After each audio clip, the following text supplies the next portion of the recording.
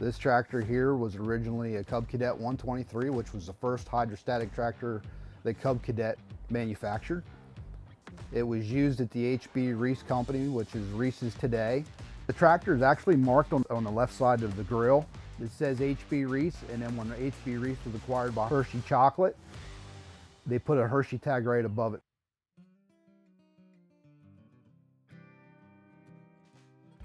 My name is Josh Deaven. I'm the owner of Deaven Tractor LLC, and we do custom garden tractor restorations for customers, and we do reproduction parts.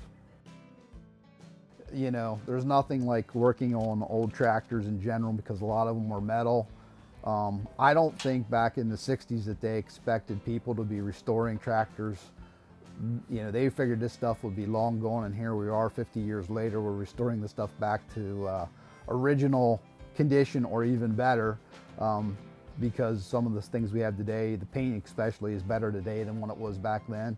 So we're able to preserve, fix things, and I think that's what makes the tractor hobby what it is because this stuff was not meant to be collected. It was meant to do a utilitarian job around the homestead or the farm or ranch, whatever you had. So it's a very interesting take on how the equipment has changed.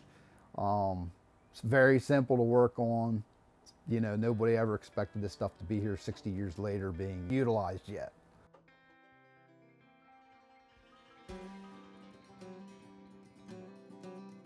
Once Hershey decided that they were going to outsource all their landscaping needs to Hershey Nursery, the tractor then was sold to my great uncle, and he used it on our family farm to do the mowing and any of the small chores that were needed around the farm. My second cousin came to me and he's like, "Hey, this thing's sitting here. You want it, come get it." So I went up and picked it up and brought it home, and we restored it back to new. And we're just trying to use this tractor not only to carry on the family history, but also some of the Hershey chocolate, Hershey history that's been long forgotten. Everybody probably had a relationship with a mall mower at some time, whether it was at Grandpa's house, Uncle Joe's house, your home. You've probably had some relationship with some sort of mower.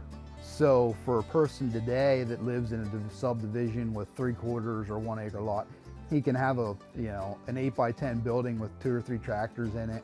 He can use them to do his yard maintenance, his snow maintenance, or just something to tinker with. It's been neat to give back and be able to help people preserve what they want to preserve, their family history, or that one tractor that was used on the family farm, or they want to give it to their kids.